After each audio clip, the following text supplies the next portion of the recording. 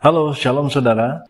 Kita bersyukur pada Tuhan karena kita baru dianugerahkan kesempatan lagi untuk merayakan HUT kemerdekaan RI ke-77 tahun. Jayalah terus NKRI. Tuhan Yesus memberkati kita semuanya. Saudara-saudara yang dikasihi Tuhan, marilah kita siapkan hati dan pikiran kita untuk bersama-sama merenungkan firman Tuhan. RHK hari Kamis, tanggal 18 Agustus 2022. Sebelum kita membaca dan merenungkan firman Tuhan, marilah kita satu di dalam doa.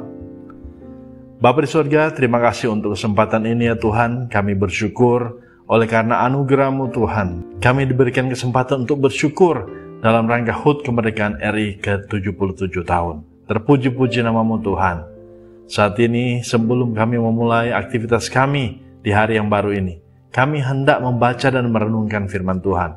Kuasai kami semua, buatlah kami mengerti apa yang menjadi kehendak-Mu dalam hidup kami. Di dalam nama Yesus kami berdoa. Amin.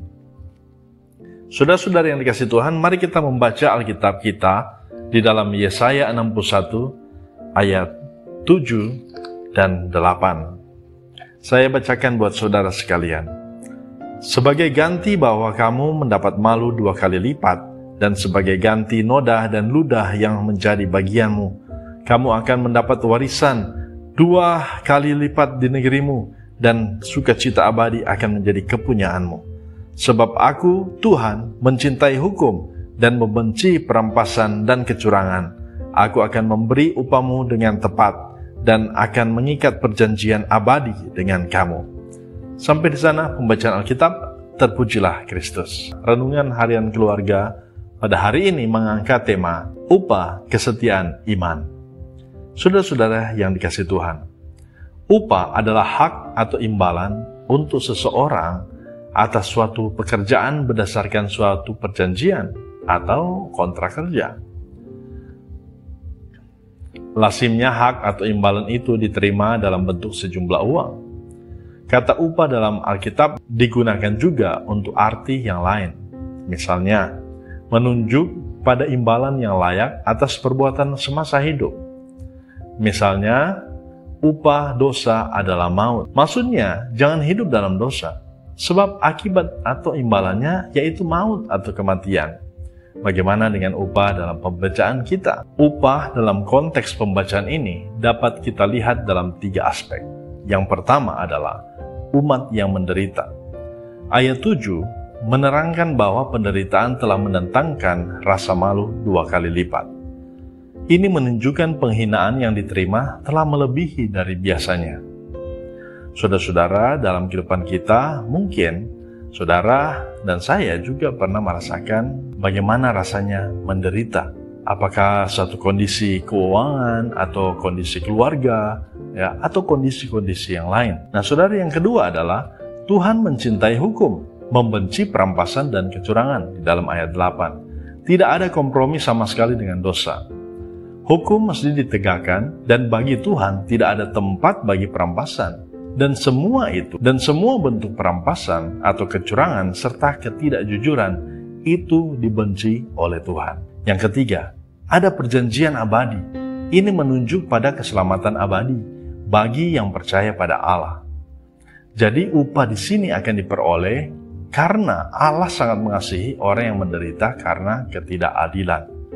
Saudara-saudara yang dikasihi Tuhan, Allah sangat mengasihi orang yang setia padanya, meskipun rupa-rupa kecurangan dan kejahatan dilakukan dan dialami umat. Nah, penting untuk kita menyadari di sini adalah kita sebagai orang yang percaya, orang Kristen yang percaya pada Tuhan Yesus, itu senantiasa mau taat dan setia padanya. Karena kita ada pedoman hidup, yaitu sudah ada di dalam Alkitab. Mari kita membaca Alkitab setiap hari, melakukannya dalam kehidupan kita setiap hari, baik di dalam keluarga, dalam pekerjaan, maupun di dalam pelayanan. Karena itulah yang menyenangkan Tuhan. Nah, saudara-saudara yang dikasihi Tuhan, sekiranya ada orang percaya yang mengalami penderitaan, biarlah segenap penderitaan itu selalu dibawa di dalam doa. Itulah ungkapan kita sebagai orang percaya, mengungkapkannya kepada Tuhan. Dan Tuhan pasti tidak akan tinggal diam, karena Dia sendiri telah berjanji. Ayat 8 dikatakan, "Aku akan memberi upamu dengan tepat, dan aku akan mengikat perjanjian abadi dengan kamu." Saudara-saudara yang dikasihi Tuhan, sebagai pribadi dan keluarga Kristen, perenungan ini memberikan kesadaran iman untuk jangan malu untuk berbuat baik dan adil. Meskipun dalam berbuat baik dan adil, kita akan menghadapi rupa-rupa rintangan dan juga penolakan dari orang yang lain. Banyak kali kita mencoba untuk membuat sesuatu yang benar, suatu bentuk keadilan, tapi toh respon orang yang kita tolong, kita bantu, justru tidak sesuai dengan apa yang kita kehendaki. Tidak apa-apa saudara-saudara, yang penting motivasi kita di dalam berbuat baik itu seturut dengan kehendak Tuhan. Tuhan akan membalas semuanya kepada kita. Kita juga bisa dicurangi dan dibuat gagal, ataupun bahkan menderita oleh karena orang lain.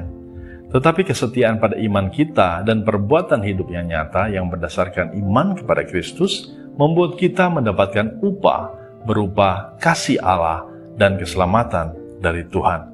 Marilah kita satu di dalam doa. Bapa di surga, tolonglah kami agar tidak malu untuk berbuat kebaikan dan keadilan untuk kepentingan orang banyak dan juga keselamatan mereka.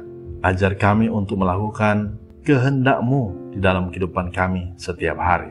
Di dalam nama Tuhan Yesus kami berdoa. Amin. Demikianlah perenungan kita hari ini. Kiranya Tuhan memberkati kita sekalian. Jika saudara-saudara menyukai video ini, jangan lupa untuk meninggalkan like dan subscribe ya. Sampai jumpa di video-video yang lain. Bye.